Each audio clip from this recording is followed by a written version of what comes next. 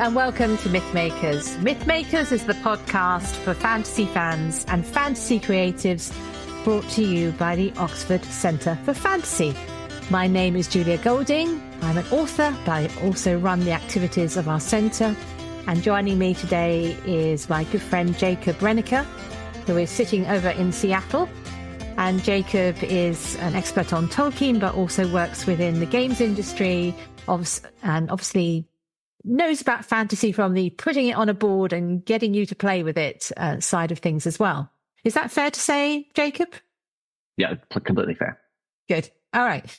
So there's a new game in town, or a new film in town, which some of you might already have heard about, but you'll now hear a lot more, which is at the end of the year, there is going to be a new Lord of the Rings film. No, this isn't The Hunt for Gollum. That's some way off.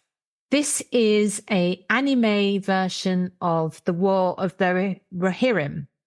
Now, some of you may be scratching your heads thinking, where is The War of the Rohirrim in Lord of the Rings? So I'm going to pass that one over to you, Jacob.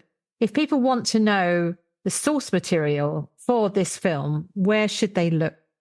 So you have to, it's in the books that you have of Lord of the Rings, actually. So you probably already have it, but you have to flip all the way to the end of The Return of the King in Appendix A.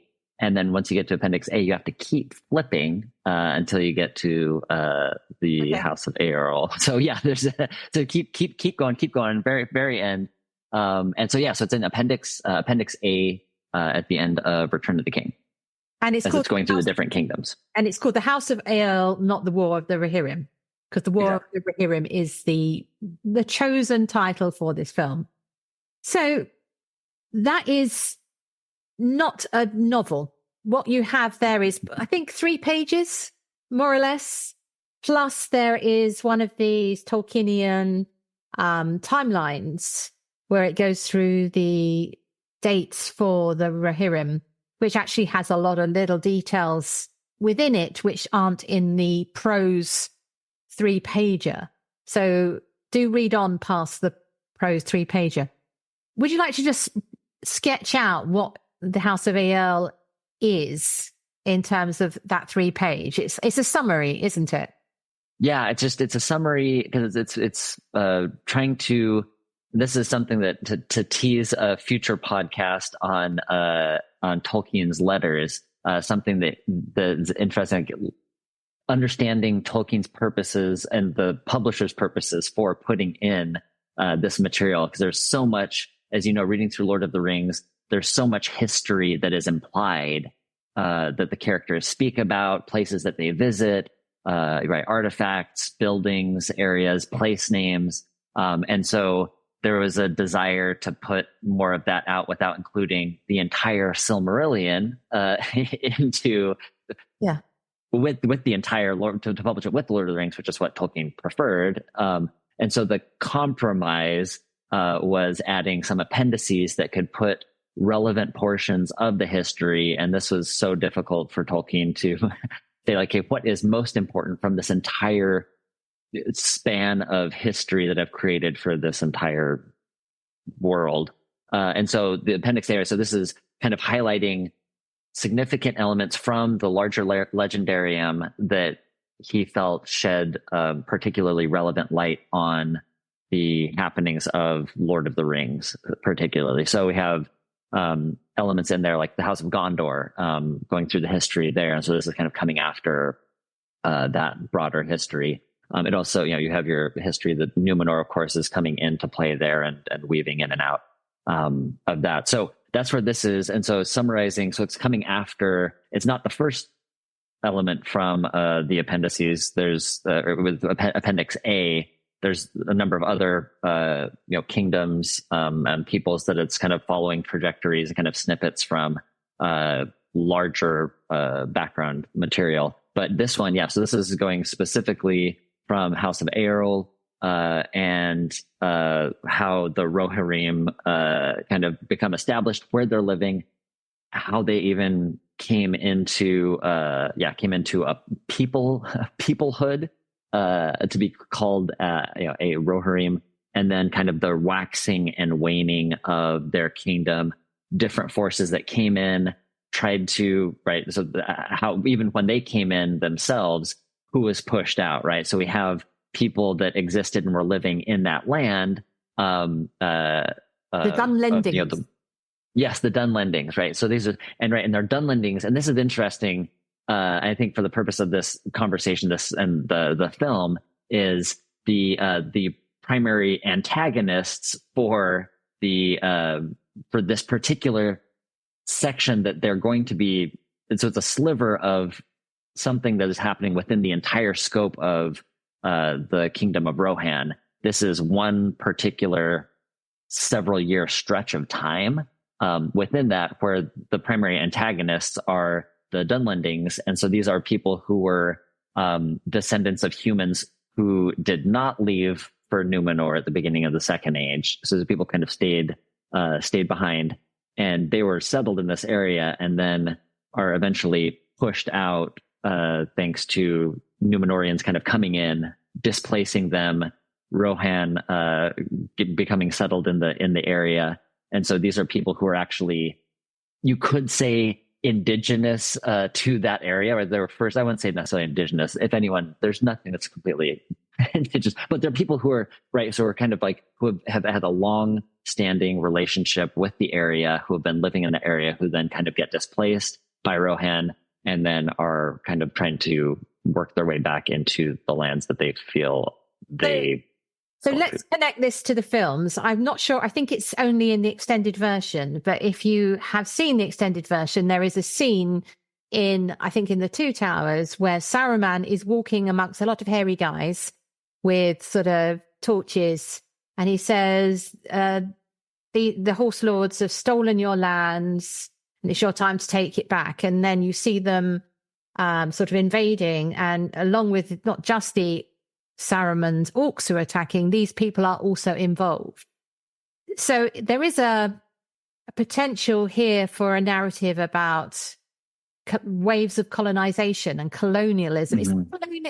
Well, maybe it is colonialism, but as a UK person raised on history about how Britain happened, it's very familiar. So we have, in our sort of first century after Christ, we have waves of people coming in over the North Sea and the Channel, who then settle different parts of particularly England and then push other people further and further over. So that's where the Angles and the Saxons come from. So this idea, I think that's probably what Tolkien is thinking, because that's the kind of school education he would have had as well, that the creation of kingdoms is these waves of people traveling in and taking over other lands, sometimes intermarrying, sometimes warfare. It's a very mixed picture. So it feels very familiar to me, this story. The trajectory here is rather, in the UK, you think of it as people coming in from a sort of southeast and eastern direction. Rohan, they're coming in from the northeast. So they're dropping down through. So if you think of your map of Middle-earth and you think of the spine of the Misty Mountains, the people of Rohan are coming in at the top of the map and dropping down on the eastern side of those mountains, and then forming a friendship with the people of Gondor, who are like they're like the Anglo-Saxon kings. They're the chief guys of the region. And they form an alliance because they come to help them in the Battle of Celebrant. So that's the sort of history background. And Rohan, just to connect it in case you're still scratching your head and thinking, who are these guys?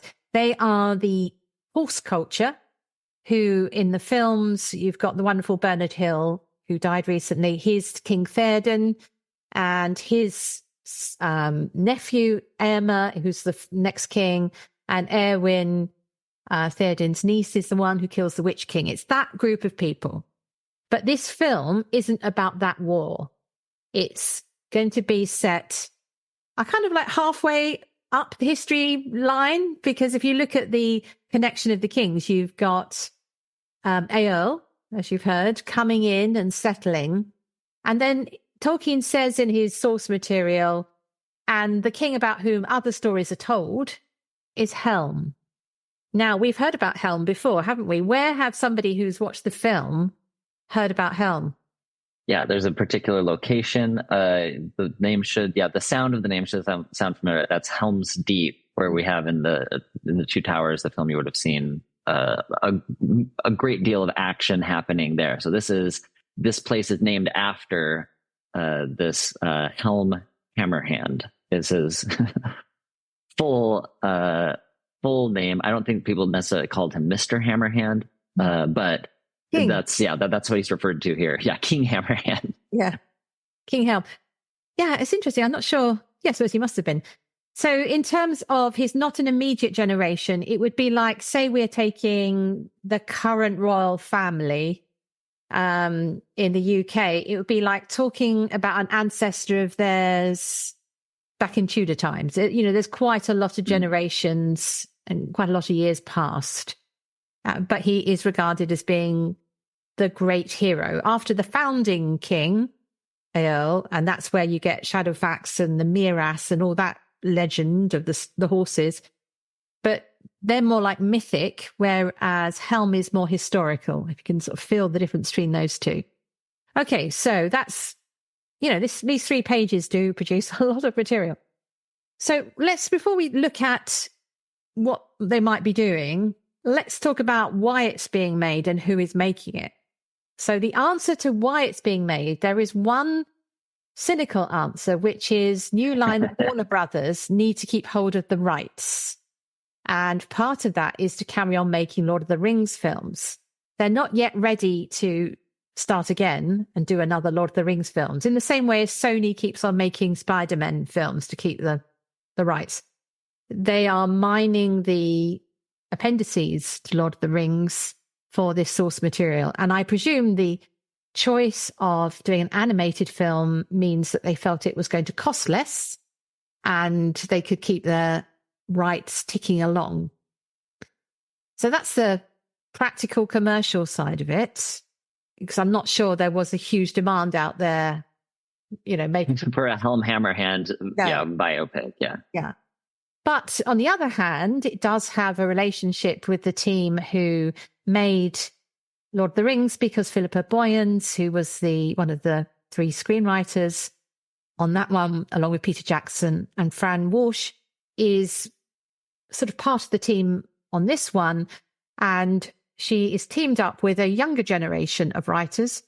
Let's get their names correct. And that is, let me just check.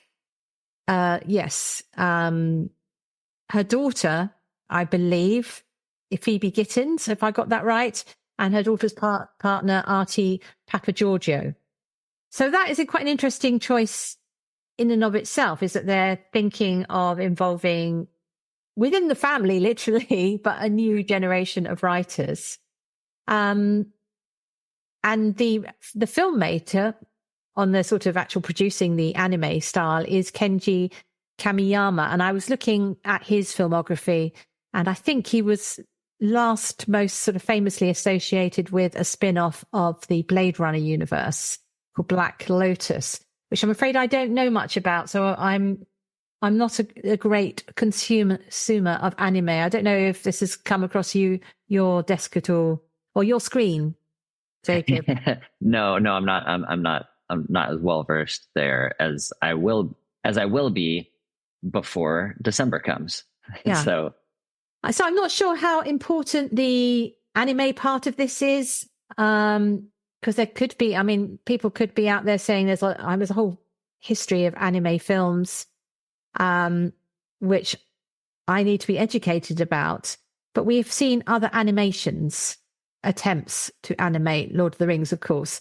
But I think noticing the style of anime and looking at the sort of treatment of war, you're getting something which is quite, well, it's not exactly comic book. It's closer to reality. The way they're using underlying performances, voice actors and faces to sort of inform their characters. So it's not like they're completely surreal fantasy figures like in the original Lord of the Rings, the Bakshi version cartoon. Right. I think it's got a more of a closer association with a sense of real world speed of movement and human body proportions and all that kind of thing.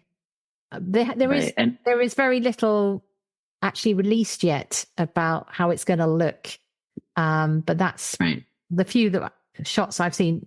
That's what it suggests. Right, and there is definitely, to the anime style, there is a sort of dynamism and a sort of kind of like heightened reality to a certain point. So definitely, because this is action, they're going to be able to use some visuals that you can't do if you're doing kind of like a hyper realistic form. Some of the angles, some of the expressions are definitely going to be more stylized than at certain points to heighten the mood and movement. So so this will be really interesting. I know that's one of the things that has been mentioned is that the story here fits.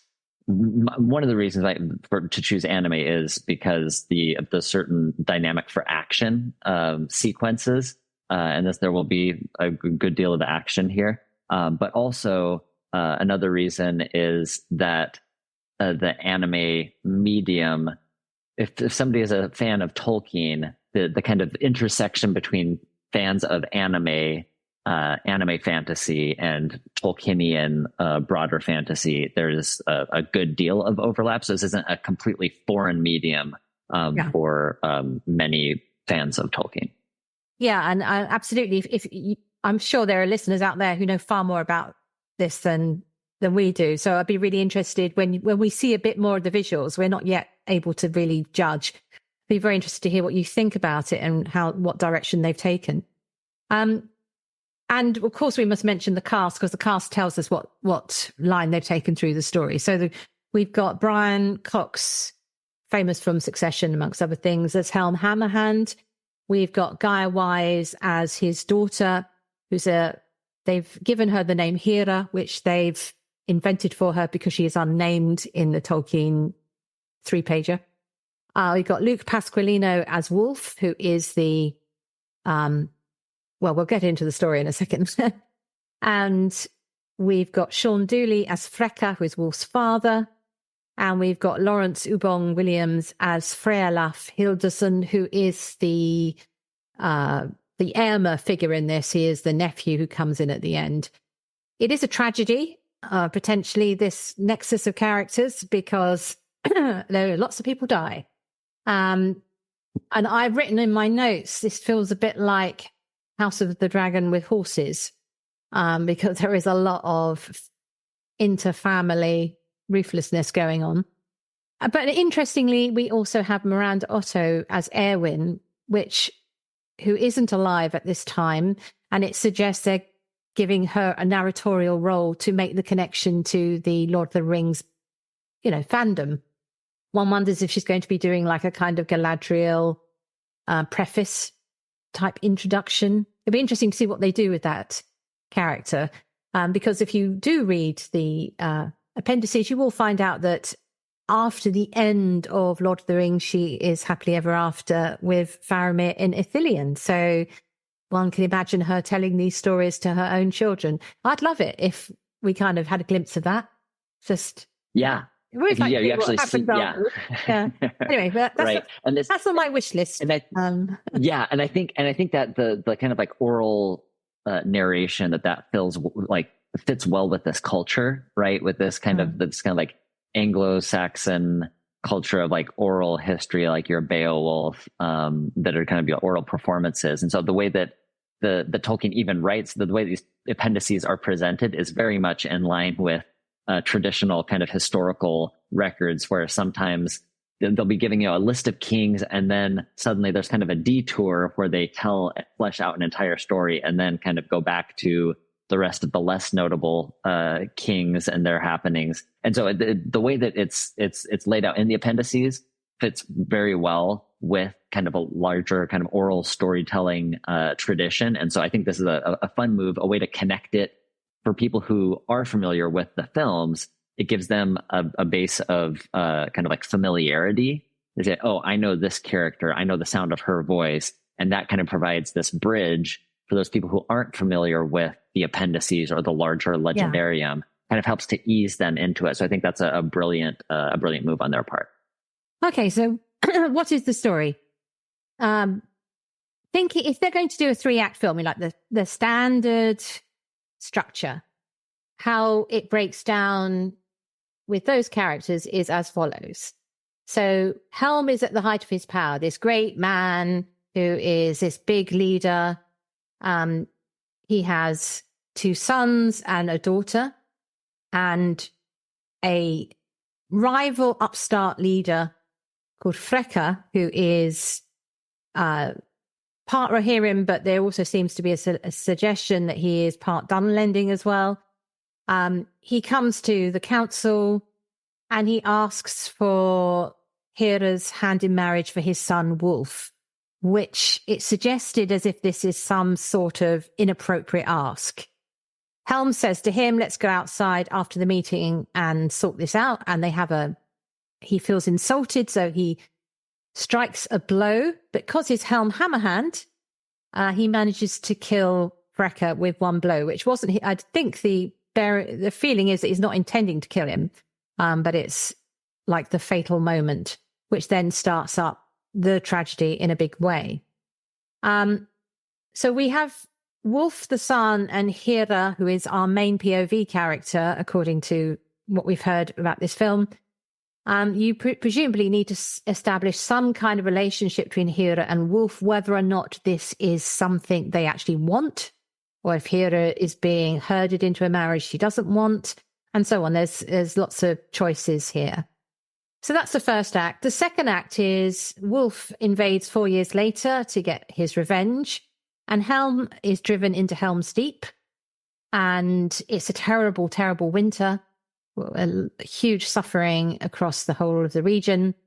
He loses both of his sons. The daughter isn't mentioned in the Tolkien account.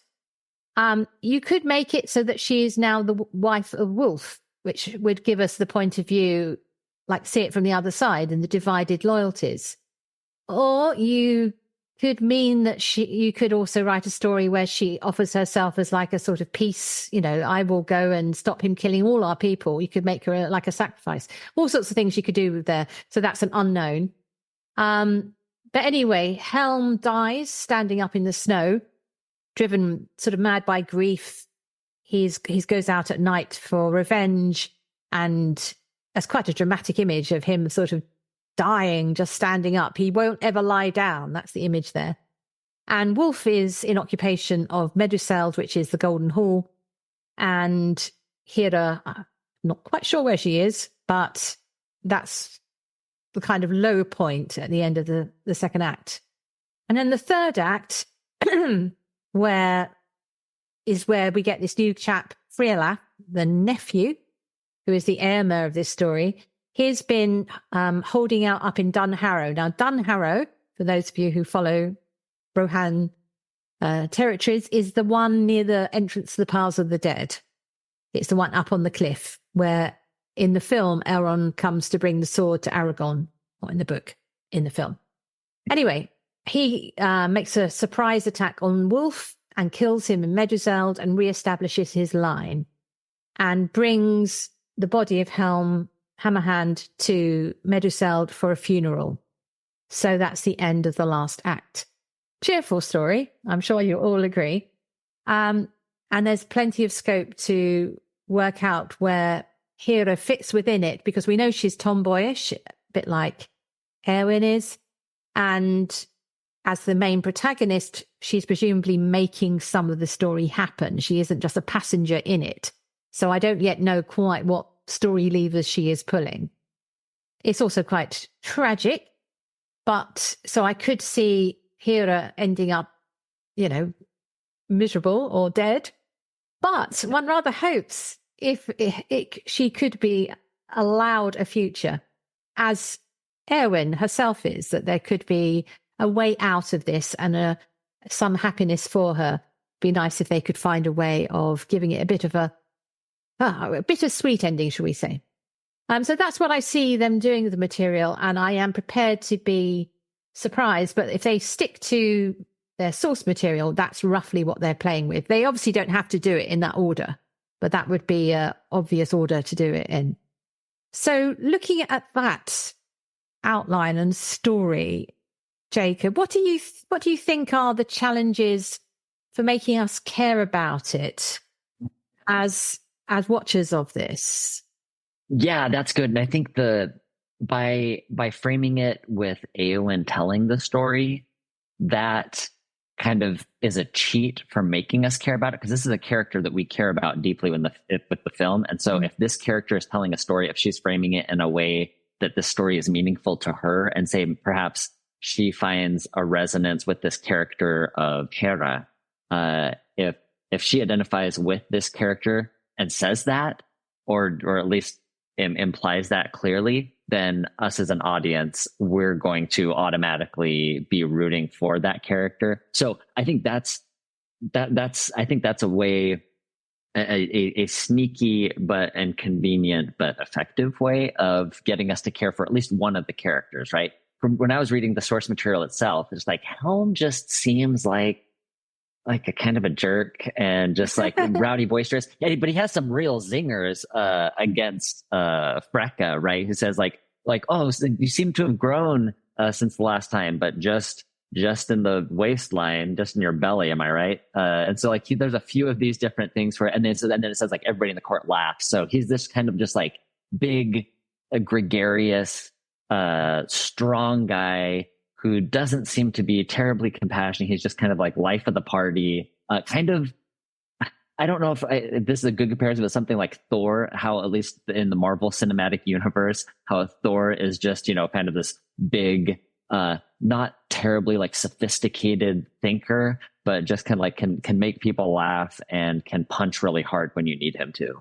And so so getting us to identify with Helm is, I think, a little bit difficult, but I think this is the reason why they chose Brian Cox to play this character. So in Succession and in X-Men 2, when he played this military leader who has like a family who is manipulating his own child to wipe out mutants, his child who turns out to be a mutant, to wipe out all mutants. So Brian Cox's play character, so that's that. But then in Succession, it's a father who's working through his children and kind of pulling strings. So he has a history, like on screen, of being a kind of like a patriarchal, strong figure who manipulates his children. And so for people who like that sort of family dynamic, like you were saying, like House of the Dragon, so where Game of Thrones, the family, like intra-family dynamics are a draw. This is something that people who like that sort of dynamic will connect to.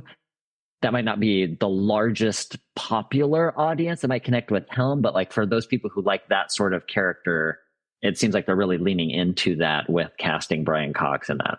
Yeah, so I've called it House of the Dragon with horses, but it could also be Succession with Old English, like Beowulf. Right, yes.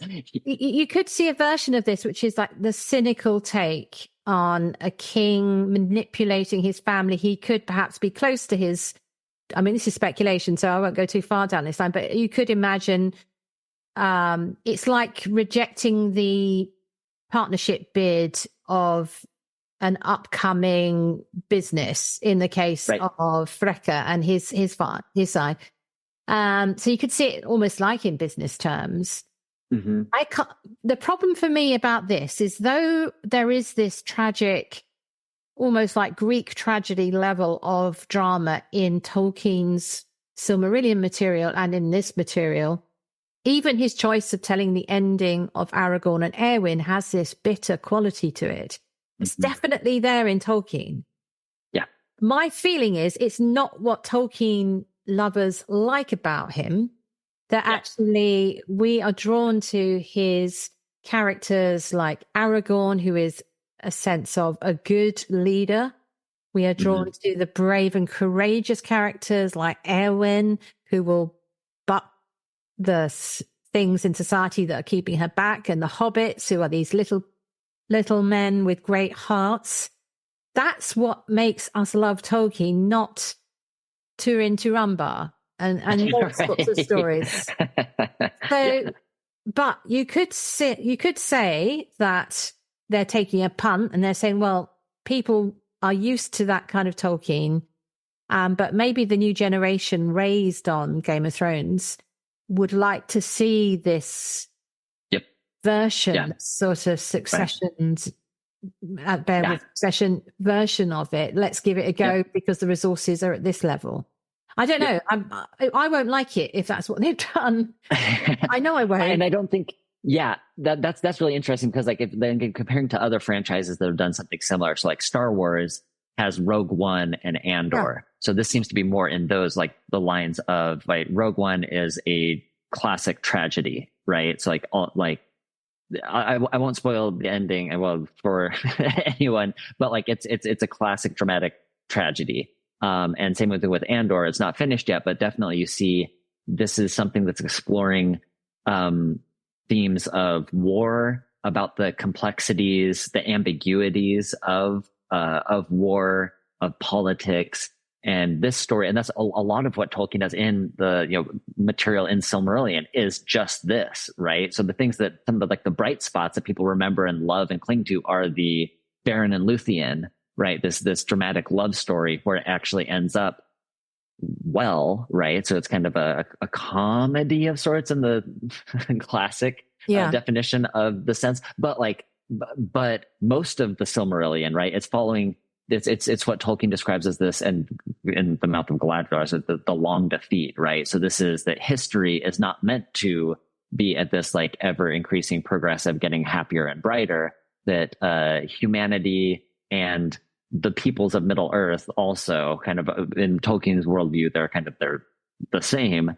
That it's kind of this long defeat, this decline with kind of moments of eucatastrophe, right? With these kind of like unexpected joyful moments, and those unexpected joyful moments and the triumph of the human elvish, dwarvish spirit over the kind of relentless press of evil, of sorrow, of sadness, those kind of upsprings, those wellspringings of moments of joy and happiness and victory, that helps to punctuate. And those are only possible because the rest of it is so relentless in its kind of decline. And so this, I think, hopefully, and I would hope that Philippa Boyens, who seems from what she's done with the original film trilogy, seems to like really understand that and understand the world. And so I don't think this is just going to be the complete bleakness. I would be surprised if this is just a complete bleak,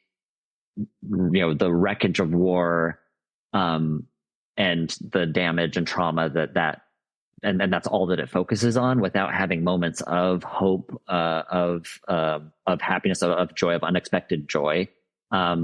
But it definitely on the scale of, say, like the Lord of the Rings films that definitely had a more heroic bent. This one, I know that she's said that she wants this to at least explore that idea of like wreckage of war and honor, revenge, family, but as well as one of the things that she has mentioned there is that she wants to focus on resilience. So that's where I think instead of like a overwhelming victory, showing how people can be resilient in these complicated situations where clearly Rohan is not just the complete unalloyed good guy who has done no wrong. With what Helm does, he clearly does kind of oversteps. Everybody is at fault. And so how do you navigate this landscape where there isn't a clear good, a clear bad for the monolithic good and bad? How do you navigate that when you're kind of caught in between? How can you be a good human in this sort of really complex and violent setting?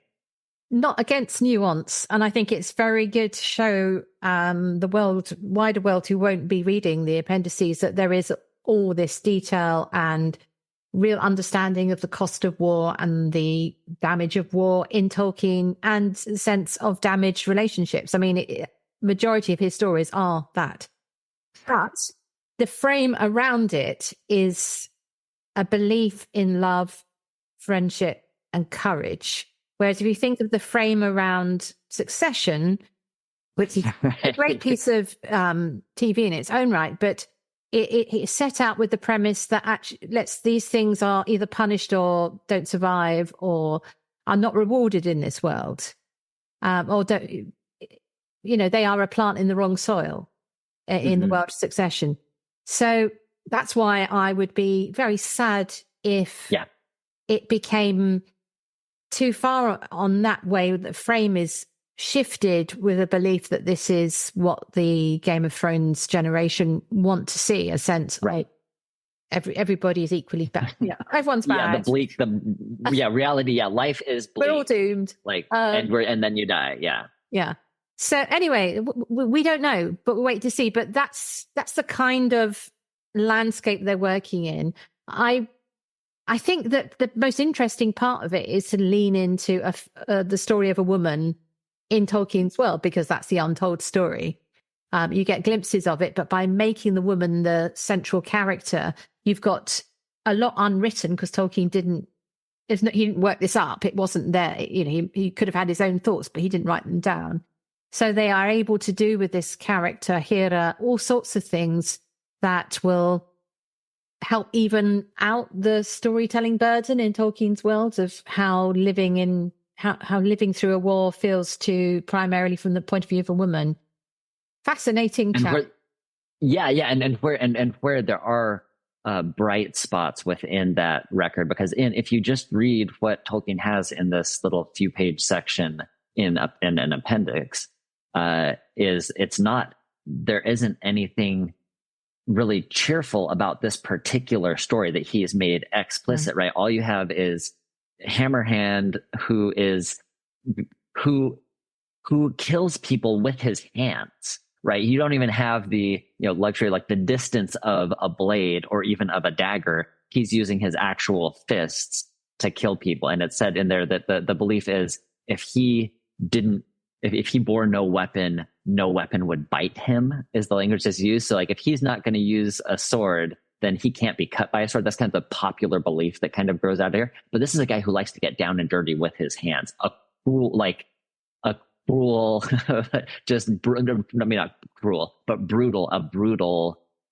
fighter, right? So somebody who's clearly like very aggressive.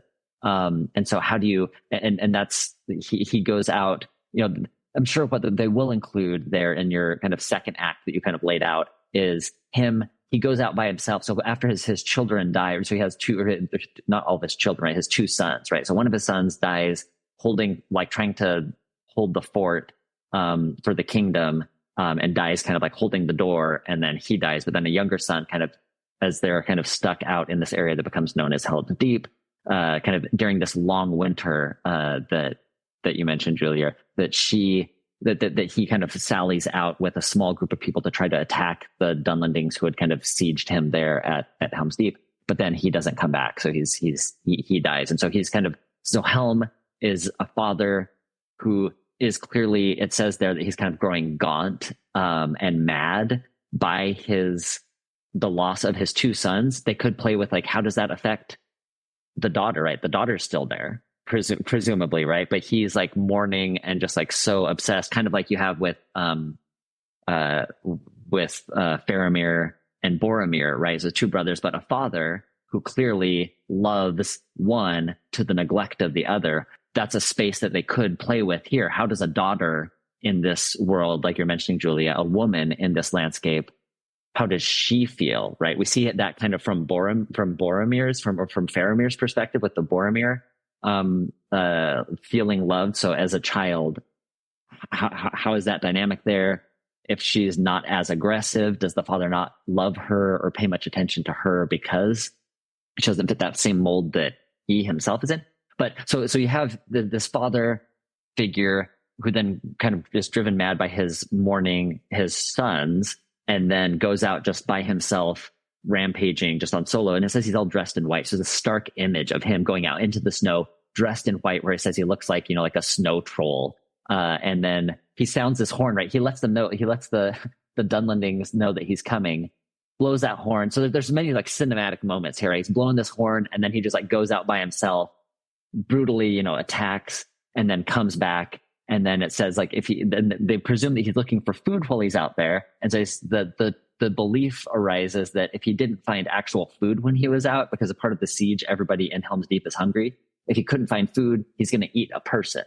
And that's not substantiated, but that's like that's the tone of like, we're getting this kind of filtered through, I think, in sense, like the Dunlendings perspective and like their tradition that is held up, or that what the people of Rohan hear from the Dunlendings and then are kind of reporting that because it's said as a belief. So anyways, there's it's just like, there's a lot of brutality there. But then like you were mentioning, Julia, about this unnamed character who is also a woman being a point of view where we can kind of see through some of these, like, by all intents and purposes from the outside could seem just like completely and utterly hopeless. Perhaps this is our kind of Hobbit type character that kind of infuses it, that shows this world from a different perspective and can show us where, like Samwise, right, who kind of can see the flowers growing, right? The flowers growing on the statue of the king, that the king has a crown again, right? That's not something that Aragorn notices. He doesn't say like, oh, look, there's a patch of light and this is so beautiful. But they take some of these other characters who aren't in positions of power to then kind of like reframe and change where our perspective is coming from. I mean, if I was doing this, the journey for me would be that character of Hira learns to seize her own power. And because of the horses, I would make it around a love of horses and nature. And perhaps, you could have a sense of freedom and release if the Shadowfax of the day, the Miras of the day, allows her to ride them. Because only the kings of Rohan are allowed to ride them. And it would be a great moment if she gets to ride them. Mm-hmm. I mean, I would also give her a love story that has some substance. And I would also make her a leader, a strong leader of her people, so that she has dignity within it, so that she's, as the brothers fall by the wayside and her father goes on this mad sort of lonely journey. I mean, I would have her stepping into that breach. But let's see what they do. We'll leave them. We will come back once we've watched it and report and see what choices they've made. Just to sort of give you a few tiny little facts about Rohan, just to finish off. You will have sort of seen in the film that their iconography and their language is Old English. And for Tolkien, everything in his book was a translation. And he said he chose to give them a form of Old English because that was their relationship to the common tongue, which is current English. And it also explains why all the characters share the same letter, Helm, Hammer, Hira, because the tradition of the Anglo-Saxon kingdoms was to name their families after the same letter. So Alfred, Elfled. There was I think in Mercia, there was the Bede dynasty, which you can read about in the textbook. So it's a way of, there is a link here with those Old English civilizations, but the actual sort of seed of the horse lords is probably coming in from ideas of the horse lords who used to ride in from the steppes into Europe. There's that connection too. So there's a mingling of things going on to create the culture of the Rohirrim. And it'd be fascinating to see how this then becomes a visualized form, in terms of what do they look like? What are they wearing? And do they look like Anglo-Saxon beowulf type characters? Is that how it's going to look? But we wait and see. So we haven't yet decided what our subject for where in all the fantasy worlds is the best place to be something, Jacob. But I think that in honor of the Rohirrim, we should decide where in all the fantasy worlds is the best place to be a horse lord. Right. I mean, other than Rohan, right, because that's obviously a great which is the best. Yeah. Right. So where would you like to ride a horse? In which fantasy world would you think that would be most fun? Ooh. Well, to expand, because it is fantasy and explicitly fantasy, I would take winged horses. Okay. You're breaking the rule. Carry on. Yeah. So is that permissible? You're allowed. Off you go then. Question. Yeah.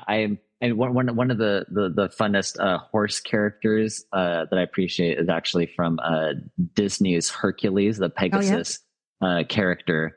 Just the personality of the character, and so how that interacts. And then you have Hades drives this like dark Pegasus character in a chariot, so that's fun. So you get to be Hades. So the world of Hercules, at least Disney's film Hercules, you have horses that can fly, and you have the option of a really dark underworld, being a horse lord of dark horses, or a really cheerful, almost dog-like in personality horse as your constant companion. So that's where I happen to be working with that property at work right now. So that's kind of where my headspace is. So on top of my head, that's where my head is. And yes, we'll go with, I will go with right now the world of Disney's Hercules, to be a horse lord of a Pegasus.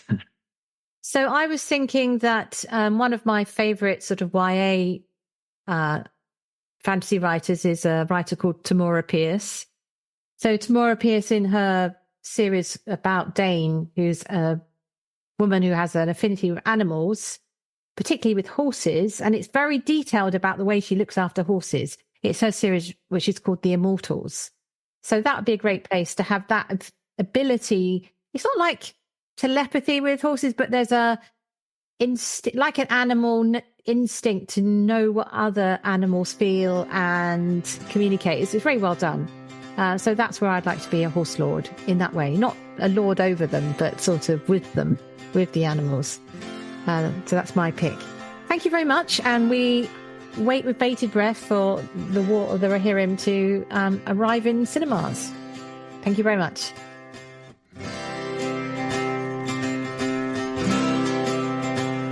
Thanks for listening to MythMakers podcast, brought to you by the Oxford Centre for Fantasy. Visit oxfordcenterforfantasy.org to join in the fun. Find out about our online courses, in-person stays in Oxford, plus visit our shop for great gifts. Tell a friend and subscribe wherever you find your favourite podcasts worldwide.